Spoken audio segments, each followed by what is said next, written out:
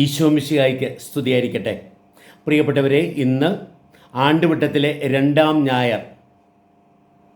നമ്മൾ കഴിഞ്ഞ ആഴ്ചകളിൽ എപ്പിഫനി അനുഭവങ്ങൾ ധ്യാനിക്കുകയായിരുന്നു. ഈശോയുടെ ജനനം, അത് കഴിഞ്ഞ് 3 രാജാക്കന്മാർ ഈശോയെ കണ്ടുമുട്ടുന്നത്, അത് കഴിഞ്ഞ് കഴിഞ്ഞ ഞായറാഴ്ച ഈശോയുടെ ജ്ഞാനസ്നാനം. പ്രിയപ്പെട്ടവരെ, ഇന്ന് നമ്മൾ ഈശോയുടെ ആദ്യത്തെ അത്ഭുതം. സാധാരണ എപ്പിഫനി എന്ന് പറയുമ്പോൾ നമ്മൾ ഈ 4 സംഭവങ്ങളാണ് പ്രത്യേകമായിട്ട് നമ്മൾ ഓർക്കുന്നത്. ഈശോ തൻ്റെ മഹത്വം വെളിവാക്കിയ അനുഭവങ്ങളാണ്, ഈശോയുടെ മഹത്വം വെളിവാക്കപ്പെട്ട അനുഭവങ്ങളാണ്. നമ്മൾ ഇന്നത്തെ സുവിശേഷത്തിൽ വായിക്കുന്നു, കർത്താവ് തൻ്റെ ഈ ആദ്യത്തെ അത്ഭുതം പ്രവർത്തിച്ച് തൻ്റെ മഹത്വം വെളിവാക്കി എന്ന്. പ്രിയപ്പെട്ടവരെ, ആണ്ടുവട്ടത്തിൻ്റെ തുടക്കത്തിലാണ് നമ്മൾ. ആണ്ടുവട്ടത്തിലെ 2-ാം ഞായറാണിന്ന്. ആണ്ടുവട്ടത്തിലെ ആഴ്ചകളിലൂടെ നമ്മൾ മുന്നേറുമ്പോൾ നമ്മൾ ഈശോയുടെ ശിഷ്യന്മാരായി നമ്മൾ വളരുന്ന ഒരു അനുഭവമാണ്. ആ ശിഷ്യത്വത്തിൻ്റെ ആരംഭം ഒരു കുടുംബത്തിലാണ്. അപ്പോൾ ഒരു കുടുംബത്തിൻ്റെ അനുഭവം വിവരിച്ചുകൊണ്ടാണ്, കുടുംബത്തിൽ കർത്താവ് തൻ്റെ മഹത്വം വെളിവാക്കിയ ആ സംഭവം വിവരിച്ചുകൊണ്ടാണ് പ്രിയപ്പെട്ടവരെ നമ്മൾ ആണ്ടുവട്ടത്തിലെ ആഴ്ചകളിലൂടെ മുന്നേറുവാൻ തുടങ്ങുന്നത്. കുടുംബത്തിൻ്റെ പശ്ചാത്തലമാണ് ഇവിടെയുള്ളത്. നമ്മൾ ആദ്യം തന്നെ ഓർക്കുക, ഒരു കുടുംബത്തെ, സ്നേഹം നിറഞ്ഞ, കൃപ നിറഞ്ഞ, അനുഗ്രഹം നിറഞ്ഞ ആ കുടുംബത്തെ എന്നും പ്രശ്നങ്ങളെ അതിജീവിച്ച് മുന്നേറുവാൻ പ്രാപ്തരാക്കുന്ന 2 പേര് മാതാവും ഈശോയുമാണ്, അല്ലെങ്കിൽ ഈശോയും മാതാവുമാണ്. അവർ 2 പേരും ആ കുടുംബത്തിൽ ഉണ്ടായിരുന്നതിനാൽ ആ കുടുംബത്തെ വലിയ ഒരു പ്രശ്നത്തിൽ നിന്ന് വിമോചിപ്പിച്ച സംഭവം, അതാണ് കർത്താവ് ചെയ്ത ആദ്യ അത്ഭുതം. കുടുംബത്തിന് ദൈവം എത്ര പ്രാധാന്യം കൊടുക്കുന്നുവെന്ന് ഇവിടെ വെളിവാക്കപ്പെടുന്നുണ്ട്. നമുക്കറിയാമല്ലോ, ഉൽപ്പത്തി പുസ്തകത്തിലെ 2-ാമത്തെ അധ്യായത്തിൽ മനുഷ്യൻ്റെ പ്രശ്നങ്ങൾക്ക് പരിഹാരമായി ദൈവം വരുത്തിയ സംവിധാനമായി നമ്മൾ കുടുംബത്തെ കാണുന്നുണ്ട്. ഒരു വിധത്തിൽ ബൈബിൾ തുടങ്ങുന്നതും തീരുന്നതും ഈ കുടുംബങ്ങളുടെ അല്ലെങ്കിൽ വിവാഹത്തിൻ്റെ കാര്യം പറഞ്ഞുകൊണ്ടാണ്. വെളിപാട് പുസ്തകം 19-ാമത്തെ അധ്യായത്തിൽ കുഞ്ഞാടിൻ്റെ വിവാഹ വിരുന്നിലേക്ക് നമ്മളെ ക്ഷണിക്കുന്നുണ്ടല്ലോ. നമ്മൾ കുർബാന സ്വീകരിക്കുമ്പോൾ, ഇതാ ദൈവത്തിൻ്റെ കുഞ്ഞാട്, ഇതാ ലോകത്തിൻ്റെ പാപങ്ങളെ നീക്കുന്നവൻ എന്ന് പറഞ്ഞിട്ട് കുഞ്ഞാടിൻ്റെ വിരുന്നിന് വിളിക്കപ്പെട്ടവർ, അതിൻ്റെ പൂർണ്ണ രൂപത്തിൽ കുഞ്ഞാടിൻ്റെ വിവാഹ വിരുന്നിന് വിളിക്കപ്പെട്ടവർ ഭാഗ്യവാന്മാർ എന്നാണ് നമ്മൾ വെളിപാട് 19-ാമത്തെ അധ്യായത്തിൽ വായിക്കുന്നത്. അപ്പോൾ ഈ കുടുംബത്തിൻ്റെ പശ്ചാത്തലം, ഒരു വിധത്തിൽ മനുഷ്യ ജീവിതത്തിൻ്റെയും പശ്ചാത്തലം അതാണല്ലോ. അവിടെ നിന്നാണ് ക്രിസ്തു ശിഷ്യത്വം ശരിക്കും ആരംഭിക്കുക. പ്രിയപ്പെട്ടവരെ, നമ്മൾ ഈ കാനായിലെ ആ വിവാഹ വിരുന്നിലേക്ക് നമ്മൾ നോക്കുമ്പോൾ അവിടെ അതിൻ്റെ തുടക്കം, അതിൻ്റെ വിവരണം ആരംഭിക്കുന്നത് 3-ാം ദിവസം എന്ന് പറഞ്ഞുകൊണ്ടാണ്. യോഹന്നാൻ്റെ സുവിശേഷം 2-ാമത്തെ അധ്യായം 1 മുതൽ 11 വരെയുള്ള വാക്യങ്ങളാണ് എൻ്റെ സുവിശേഷ ഭാഗം. എന്നാൽ നമ്മുടെ ലെക്ഷണറിയിൽ ആ ആദ്യത്തെ ഒരു വാക്ക് വിട്ടുകളഞ്ഞിരിക്കുക. അതിൻ്റെ കാരണം എന്താണെന്ന് അറിയത്തില്ല.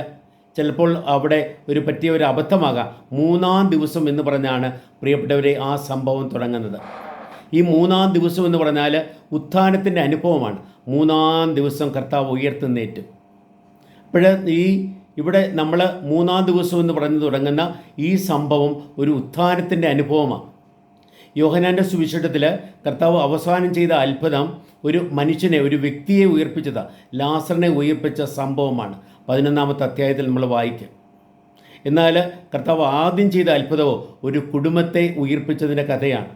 കുടുംബം ഉയർപ്പിക്കപ്പെടുമ്പോഴാണ് വ്യക്തികൾ ഉയർപ്പിക്കപ്പെടുക. ഇന്ന് പ്രിയപ്പെട്ടവരെ, നമ്മൾ ഇന്നത്തെ അത്ഭുതത്തിലേക്ക് നോക്കുമ്പോൾ ഉത്ഥാനം ആവശ്യമായ 3 തരം കുടുംബങ്ങളെക്കുറിച്ച് നമ്മൾ വായിക്കുന്നുണ്ട്. ഒന്നാമത്തെ എടുത്ത് എന്താണെന്നറിയാവോ, കുടുംബത്തിൽ ആ സ്നേഹം വറ്റിപ്പോകുന്ന അനുഭവമാണ്. മാതാവ് ചെന്ന് ഈശോയോട് പറയുക, അവർക്ക് വീഞ്ഞില്ല. അവിടുത്തെ വീഞ്ഞ് ദാമ്പത്യ സ്നേഹത്തിൻ്റെ പ്രതീകമാണ്. സന്തോഷമേകുന്ന, വീര്യം നിറയ്ക്കുന്ന സ്നേഹം. അവർക്ക് വീഞ്ഞ് തീർന്നുപോയി എന്ന് പറഞ്ഞാണ് മാതാവ് ഈശോയോട് പറയുന്നത്. അവർക്ക് വീഞ്ഞ്, സ്നേഹം വറ്റിപ്പോയി.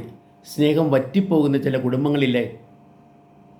പ്രിയപ്പെട്ടവരെ, സ്നേഹം വറ്റിപ്പോയാൽ ആ കുടുംബം മരിച്ചു പോകുക. കാരണം ഈ കുടുംബത്തിൻ്റെ ജീവരക്തം സ്നേഹമാണ്. രണ്ടാമത്തെ അനുഭവം പ്രിയപ്പെട്ടവരെ, അവിടെ ഉണ്ടല്ലോ, സ്നേഹത്തിൻ്റെ വീര്യം കെട്ടുപോകുക. വീഞ്ഞ് വേണ്ടെടുത്ത് വെള്ളം നിറച്ച് വെച്ചേക്കുക. ഭരണികൾ ശൂന്യമായിരുന്നു, അവ നിറയ്ക്കപ്പെട്ടു ഈശോയുടെ ആജ്ഞയാൽ. പക്ഷേ അവർക്ക് വേണ്ടത് വീഞ്ഞാണ്. കർത്താവ് എന്ത് ചെയ്തു? ആ വീഞ്ഞിനെ, ആ വെള്ളത്തെ വീഞ്ഞാക്കി മാറ്റി വീര്യം കലർത്തി. പരിശുദ്ധാത്മാവാകുന്ന വീര്യത്താൽ കർത്താവ് നിറയ്ക്കുമ്പോഴാണ് പ്രിയപ്പെട്ടവരെ മനുഷ്യ ജീവിതത്തിൽ വീര്യം നിറയുക. യഥാർത്ഥമായ വീര്യം പരിശുദ്ധാത്മാവ് തരുന്ന വീര്യമാണ്. നമ്മൾ എഫേസ്യർക്കുള്ള ലേഖനത്തിൽ 5-ാം അധ്യായം 18-ാമത്തെ വാക്യത്തിൽ വായിക്കും, നിങ്ങൾ വീഞ്ഞു കുടിച്ച് ഉന്മത്തരാകരുത്, പിന്നെയോ അതിൽ ദുരാസക്തിയുണ്ട്, പിന്നെയോ നിങ്ങൾ പരിശുദ്ധാത്മാവിനാൽ പൂരിതരാകുവിൻ. നമുക്കറിയാം, പെന്തക്കോസ്ത നാളിൽ പരിശുദ്ധാത്മാവിനാൽ നിറയപ്പെട്ടപ്പോൾ അതിരാവിലെ അവർ കുടിച്ചു മതിക്കുകയാണ് എന്ന് ആൾക്കാർ കരുതി എന്ന് പറയുന്നുണ്ട്. പരിശുദ്ധാത്മാവിനാൽ നിറയുമ്പോഴാണ് യഥാർത്ഥമായ വീര്യം പ്രിയപ്പെട്ടവരെ നമുക്ക് ലഭിക്കുക. എന്നാൽ ആ പരിശുദ്ധാത്മാവ് തരുന്ന വീര്യത്താൽ നിറയാതെ ഇരുന്നാൽ മറ്റു വീര്യങ്ങളുടെ പുറകിനെ നമ്മൾ അലയും. ആ വീര്യങ്ങൾ ശരിക്കും പറഞ്ഞാൽ നമ്മുടെ വീര്യം കെടുത്തുന്ന അനുഭവമായി പരിണമിക്കും. പരിശുദ്ധാത്മാവ് തരുന്ന വീര്യമോ നിത്യം നിലനിൽക്കുന്ന, നിത്യജീവനേകുന്ന, നിത്യസന്തോഷത്താൽ നിറയ്ക്കുന്ന ഒരു അനുഭവമായി മാറും. ഇപ്പോൾ നമ്മൾ മൂന്നാമത്തെ തരം കുടുംബത്തിലേക്ക് നോക്കുന്നത്, അതായത് ഉത്ഥാനം ആവശ്യമായ കുടുംബങ്ങളെ കാണുന്നത്. ഒന്നാമത്തേടുത്ത് എന്താണ്? വീഞ്ഞ് തീർന്നുപോയി, അവിടെ വീഞ്ഞില്ല. രണ്ടാമത്തേടുത്ത് വീഞ്ഞിൻ്റെ സ്ഥാനത്ത് വെള്ളമുണ്ട്, പക്ഷെ വീഞ്ഞില്ല. മൂന്നാമത്തേടുത്തോ വീഞ്ഞ് മോശമായി, വീഞ്ഞുണ്ട് പക്ഷെ അത് മോശമായിപ്പോയി. കലവറക്കാരൻ പറയുന്നത് അതല്ലേ. സാധാരണ ആൾക്കാർ ആദ്യം നല്ല വീഞ്ഞ് വിളമ്പും, എന്നാൽ കുറേ കഴിയുമ്പോഴോ മോശമായത്. എന്നാൽ പ്രിയപ്പെട്ടവരെ, കർത്താവ് എന്ത് ചെയ്തെന്നറിയാവോ? അവസാനം വരെയും നല്ല വീഞ്ഞ് സൂക്ഷിച്ചു വെച്ചിരുന്നുവെന്ന് അവർ പുകഴ്ത്തപ്പെടാൻ ഇടയാക്കി എന്ന് നമ്മൾ വായിക്കുക. അപ്പോൾ പ്രിയപ്പെട്ടവരെ, നമ്മുടെയൊക്കെ കുടുംബങ്ങളിൽ മാതാവും ഈശോയും ഉണ്ടെങ്കിൽ അവിടെ നമ്മുടെ കുടുംബങ്ങളിലെ പ്രശ്നങ്ങളെല്ലാം പരിഹരിക്കപ്പെടും. നമ്മുടെ കുടുംബങ്ങളെല്ലാം ഉദ്ധിതമാകും. ശൂന്യമായെടുത്ത് നിറച്ചുകൊണ്ട് പ്രിയപ്പെട്ടവരെ, കർത്താവ് അവിടെ ഉത്ഥാനമേകി വീര്യം കെട്ടെടുത്ത് വീര്യം നിറച്ച് വെള്ളത്തെ വീഞ്ഞാക്കി മാറ്റിക്കൊണ്ട് കർത്താവ് അവിടെ ഉത്ഥാനമേകി. അതേപോലെ മോശമാകാമായിരുന്നിടത്ത് അത് മാറ്റി ഏറ്റവും അവസാനം വരെയും നല്ല വീഞ്ഞ് സൂക്ഷിച്ചു വെച്ചു എന്ന് വിളമ്പപ്പെട്ടു എന്ന് അവർ പുകഴ്ത്തപ്പെട്ടു. ആ രീതിയിൽ ആ കുടുംബത്തെ പ്രത്യേകമായിട്ട് നമ്മൾ ഉത്ഥാനം ചെയ്യിച്ച സംഭവമാണ് ഇന്നത്തെ സുവിശേഷത്തിൽ നമ്മൾ വായിക്കുക. പ്രിയപ്പെട്ടവരെ, അവിടെ ഈ മാതാവും ഈശോയും തമ്മിലുള്ള സംഭാഷണമുണ്ട്. അത് വളരെ പ്രധാനപ്പെട്ടൊരു സംഭാഷണമാണ്. മാതാവ് നിന്ന് ഈശോയോട് പറഞ്ഞു അവർക്ക് വീഞ്ഞില്ല എന്ന് പറഞ്ഞു. മാതാവിൻ്റെ ഒരു പ്രത്യേകതയുണ്ട്. എന്താണെന്നറിയാവോ? മാതാവ് ആ കുടുംബത്തിൽ വിഷമതയെല്ലാം അവർ അറിയും മുമ്പേ പോലും തിരിച്ചറിഞ്ഞ് അതിന് പരിഹാരം കണ്ടെത്താൻ ശ്രദ്ധിക്കുന്ന ആളാണ്. നമ്മുടെയൊക്കെ കുടുംബങ്ങളിൽ മാതാവുണ്ടെങ്കിൽ പ്രിയപ്പെട്ടവരെ, മാതാവ് ഉണ്ടാകാൻ നമ്മൾ പ്രത്യേകം ശ്രദ്ധിക്കണം. ജപമാലയെല്ലാം പ്രാർത്ഥിച്ചുകൊണ്ട് മാതാവിനെ നന്ദി പറഞ്ഞുകൊണ്ട് പ്രിയപ്പെട്ടവരെ, മാതാവ് അവിടെയുണ്ടെങ്കിൽ നമ്മുടെ കുടുംബത്തിൽ എന്ത് പ്രശ്നം വന്നാലും ആ പ്രശ്നങ്ങൾക്ക് പരിഹാരം കണ്ടെത്താൻ ആ അമ്മ നമ്മളെ പ്രാപ്തരാക്കും, സഹായിക്കും. നമുക്ക് വേണ്ടി ഈശോയുടെ അടുത്ത് മധ്യസ്ഥം വഹിക്കും. ഈശോ അതുവരെ സാധാരണ ജീവിതം ജീവിച്ച ഈശോയെ ആദ്യത്തെ അത്ഭുതം പോലും ചെയ്യിക്കുവാൻ കാരണക്കാരി മാതാവാണ്. ആ കർത്താവിൽ വിശ്വാസം അർപ്പിച്ചുകൊണ്ട് മാതാവ് അത് ചെയ്തു. പ്രിയപ്പെട്ടവരെ, മാതാവ് അത് പറയുമ്പോൾ ഈശോയുടെ ഉത്തരം അത് അതിൻ്റെ ഒരു വിധത്തിൽ പലരും അതിനെക്കുറിച്ച് പല രീതിയിൽ അഭിപ്രായം പറയുന്നത്. ആ ഉത്തരത്തിൽ 3 ഭാഗങ്ങളുണ്ട്. ഒന്നാമത്തേത് സ്ത്രീയെ എന്ന് വിളിക്കുകയാണ്, സ്ത്രീയെ. 2 എനിക്കും നിനക്കും എന്ത്. 3 എൻ്റെ സമയം ഇനിയും ആയിട്ടില്ല. പ്രിയപ്പെട്ടവരെ, പലരും മാതാവിനെ ധിക്കരിക്കുമായിരുന്നു, മാതാവിനെ അനുസരിച്ചില്ല, മാതാവിനെ അവഗണിച്ചു ഈശോ എന്നുള്ള രീതിയിലെല്ലാം ആൾക്കാർ പറയാറുണ്ട്. എന്നാൽ സത്യത്തിലോ അതൊന്നുമല്ല സംഭവം. മാതാവ് ഈശോയുടെ വചനത്തെ നന്നായിട്ട് ഗ്രഹിച്ചു. എന്താണ് അതിലൂടെ ഉദ്ദേശിച്ചത് എന്ന് മനസ്സിലാക്കിക്കൊണ്ടാണ് മാതാവിൻ്റെ പിന്നീടുള്ള പെരുമാറ്റം. എനിക്കും നിനക്കും എന്ത് എന്ന് ഈശോ ചോദിക്കുമ്പോൾ ഇത് നമ്മുടെ കാര്യമല്ലല്ലോ അവരുടെ കാര്യമല്ലേ എന്ന് പറഞ്ഞ എന്നാണ് ഈശോ ഒരു വിധത്തിൽ വെളിവാക്കുന്നത്. അവിടെയാണ് മാതാവ് അവിടുത്തെ ഭൃത്യന്മാരോട് പറയുന്നത്, നിങ്ങൾ അവൻ്റെ അടുത്ത് ചെല്ലുക എന്ന്. നിങ്ങൾ അവൻ്റെ അടുത്ത് ചെല്ലണം. പ്രിയപ്പെട്ടവരെ, നമ്മൾ മധ്യസ്ഥം വഹിക്കാറുണ്ട്. മധ്യസ്ഥ പ്രാർത്ഥനയ്ക്ക് ഒത്തിരി ഫലമുണ്ട്. എങ്കിൽ പോലും ആരെല്ലാം നമുക്ക് വേണ്ടി മധ്യസ്ഥം വഹിച്ചാലും ഈ അനുഗ്രഹം കിട്ടേണ്ടവർ ദൈവത്തിൻ്റെ അടുത്തേക്ക് വരുന്നില്ല എങ്കിൽ അവർക്ക് ആ അനുഗ്രഹം അനുഭവിക്കാൻ സാധിക്കാതെ വരുന്നു. രണ്ടാമത് നമ്മൾ പറയുകയാണ്, എൻ്റെ സമയമായിട്ടില്ല എന്ന് കർത്താവ് പറയുമ്പോൾ മാതാവ് മനസ്സിലാക്കി എപ്പോഴാണ് സമയമാകുന്നത് എന്ന്. ദൈവത്തിൻ്റെ ഇഷ്ടം നിറവേറപ്പെടുമ്പോഴാണ് സമയമാകുന്നത്. അതുകൊണ്ടാണ് മാതാവ് അവരോട് പറയുന്നത്, നിങ്ങൾ അവൻ പറയുന്നത് ചെയ്യുവിൻ. ഈശോനാഥൻ തൻ്റെ പരസ്യജീവിതം അവസാനിക്കുമ്പോൾ എല്ലാം നിവർത്തിച്ചിട്ട് എല്ലാം പൂർത്തിയായി എന്ന് പറഞ്ഞിട്ട് എൻ്റെ സമയമായി എന്ന് എടുത്തു പറയുന്നുണ്ടല്ലോ പ്രിയപ്പെട്ടവരെ. കർത്താവിൻ്റെ സമയം, യഥാർത്ഥ സമയം അവിടുത്തെ മരണത്തിൻ്റെ ഉത്ഥാനത്തിൻ്റെ സമയമാണ്. അവിടുത്തെ മഹത്വം ഏറ്റവും വെളിപ്പെട്ട അനുഭവം.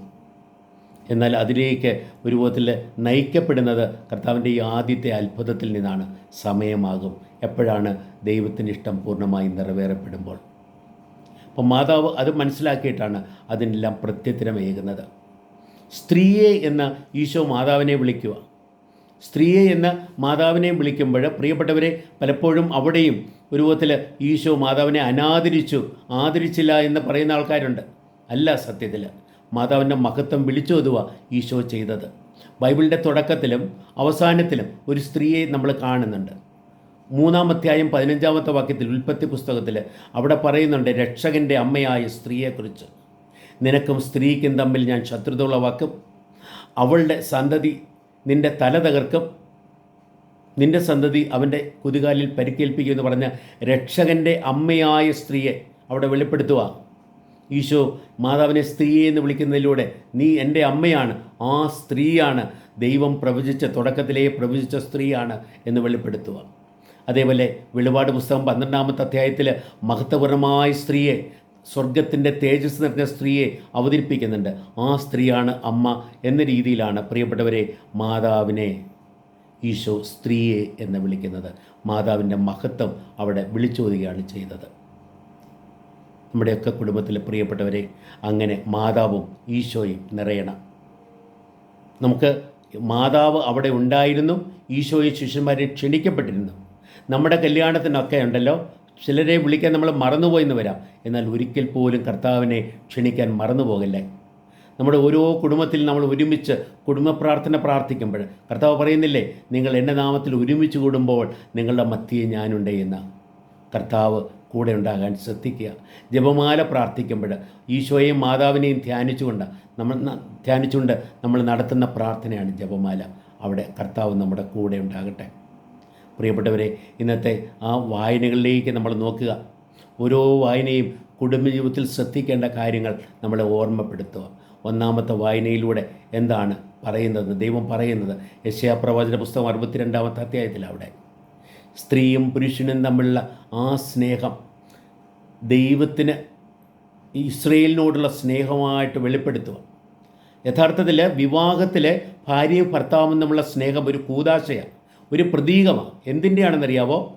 ദൈവത്തിന് ഇസ്രയേലിനുമായിട്ടുള്ള ആ സ്നേഹത്തിൻ്റെ ഒരു വരൻ ഭാര്യയിൽ സന്തോഷിക്കുന്ന പോലെ ഞാൻ നിന്നിൽ സന്തോഷിക്കുമെന്ന് 1-ാമത്തെ വായനയിൽ ദൈവം എടുത്തു പറയുക. അതേപോലെ ഈ എഫേസ്യർക്കുള്ള ലേഖനത്തിൽ 5-ാമത്തെ അധ്യായത്തിൽ പൗലോസ് അപ്പോസ്തലൻ പറയും, എന്താണെന്നറിയാവോ?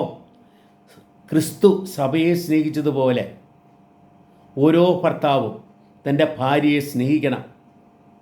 ഓരോ ഭാര്യയും സഭ ക്രിസ്തുവിനെ സ്നേഹിച്ചതുപോലെ തൻ്റെ ഭർത്താവിനെ സ്നേഹിക്കണം എന്ന് പറയുകയാണ്.